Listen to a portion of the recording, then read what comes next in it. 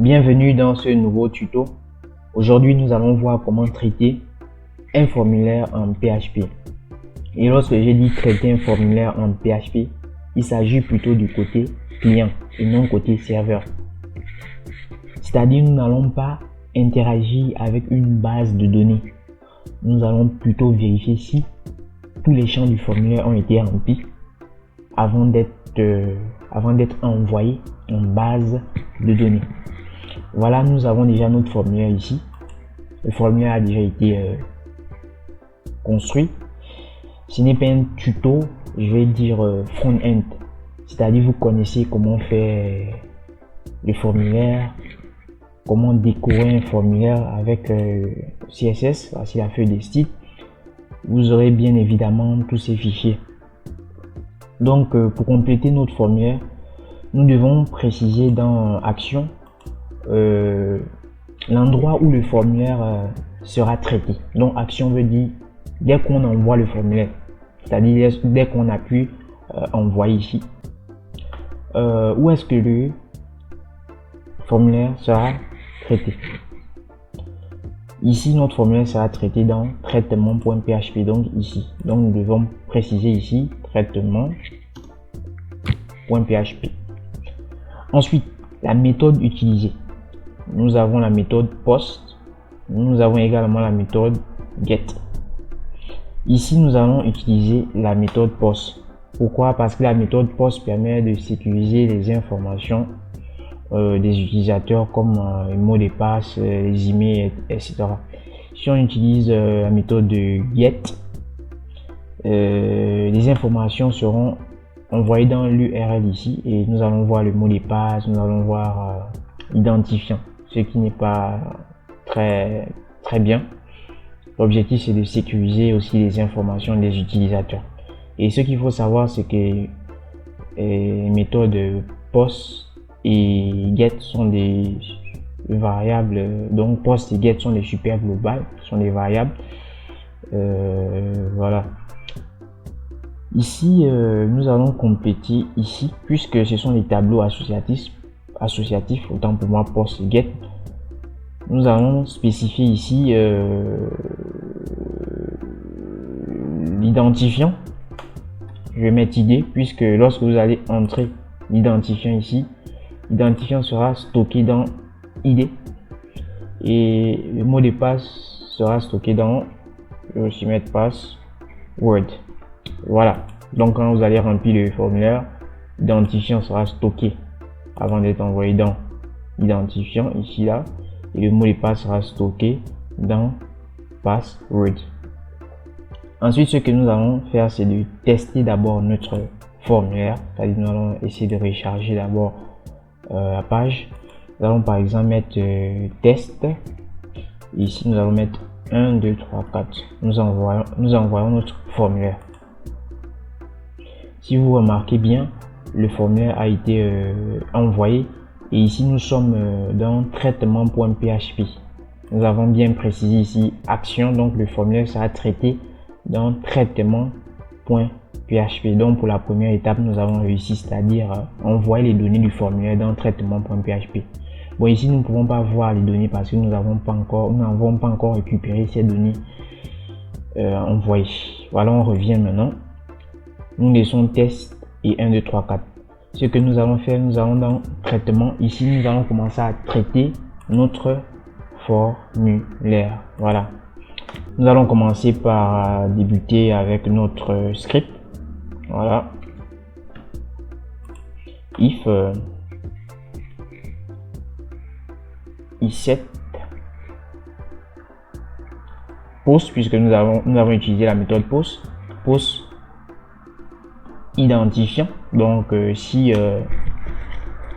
nous avons bel et bien l'identifiant et 17 post et nous avons également le mot de passe. Donc n'oubliez pas que la post c'est un tableau associatif, donc qui va contenir l'identifiant et le mot de passe. Donc si ces variables ont été vraiment envoyer, ce que nous allons faire, nous allons récupérer ces variables. On peut faire comme ici, user ID est égal à post ID et user password est égal à post password. User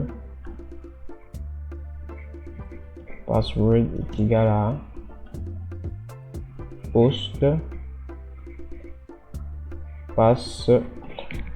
Donc ici là nous avons récupéré en fait nos variables. Nous allons bien fermer la collade. Nous avons récupéré nos variables user ID et user password, donc l'identifiant et le mot de passe. Pour vérifier ça, ce que nous allons faire, c'est les afficher echo user ID, donc l'identifiant. Bon, nous allons essayer de séparer pour ne pas coller l'identifiant et le mot de passe. Ici nous allons mettre user password. Donc ici nous devons afficher l'identifiant et le mot de passe. Maintenant là, ce qu'on va faire, nous allons vérifier maintenant. Ici nous allons envoyer. Voilà, notre formulaire a bien été envoyé. Ici nous avons test qui est notre identifiant, le mot de passe 1 2 3 4. Ce qu'on voit là, c'est que l'identifiant et le mot de passe sont collés. Bon, je n'ai pas mis l'espace, donc nous allons mettre l'espace ici là. Donc là en fait on fait la concaténation. Voilà, nous avons notre variable et une chaîne de caractères ici là. Donc pour concaténer, nous mettons un point. Voilà, et quand on recharge, voilà, on va recharger le formulaire. Vous voyez bien que l'espace a été ajouté. Nos données ont bien été reçues dans traitement.php. Et ce que nous allons faire ici là, c'est quoi? Nous allons supprimer ici. Nous allons essayer de revenir.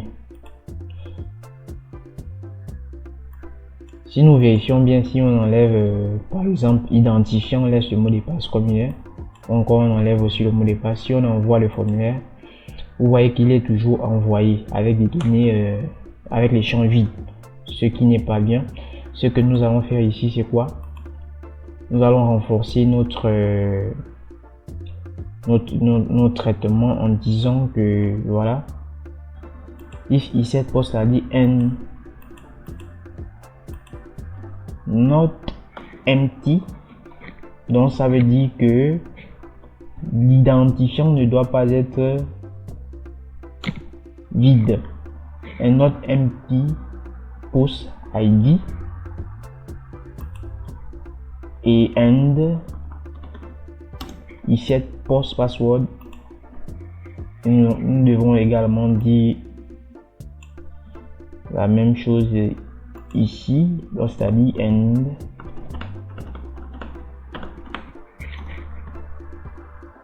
not empty post. Ici là c'est password. Donc ça veut dire que si nous avons bel et bien l'identifiant et l'identifiant n'est pas vide, le mot de passe et le mot de passe n'est pas vide, nous allons récupérer les variables. Dans le cas contraire, ce que nous devons dire c'est par exemple, voilà, afficher erreur. Bon, on peut laisser ça en anglais, hein, c'est pas grave. Voilà, par exemple, si je recharge le formulaire et j'envoie erreur. Pourquoi? Parce que vous avez envoyé le formulaire avec des champs qui sont vides. Et c'est pas fini. L'utilisateur peut être malin si par exemple il ajoute les espaces, ici met les espaces. Je pense que le formulaire va être envoyé. Voilà. Vous voyez là, on n'a pas d'erreur. Pourquoi? Parce qu'il a envoyé le formulaire avec des espaces. Donc pour encore plus protéger notre formulaire, ce qu'on va mettre c'est not empty trim. Donc trim permet en fait de vérifier si le formulaire ne contient que des espaces.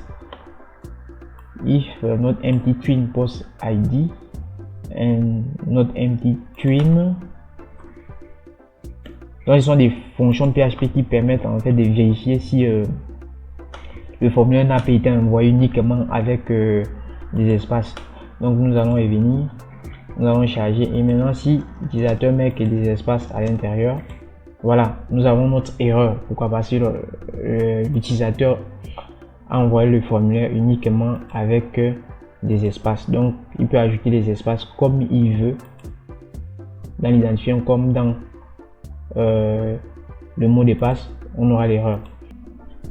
Je vous remercie d'avoir regardé cette vidéo. Donc, comme j'ai dit, c'était juste pour traiter le formulaire côté client, vérifier si tous les champs ont bien été envoyés par l'utilisateur, ou encore si l'utilisateur n'a pas juste mis des espaces dans le formulaire. Donc, de telle sorte que s'il met juste des espaces dans le formulaire, il y a une erreur. Donc, on se dit à la prochaine pour une seconde vidéo. Et si vous avez aimé, vous pouvez laisser un pouce bleu, vous pouvez vous abonner et vous aurez ces fichiers dans la description.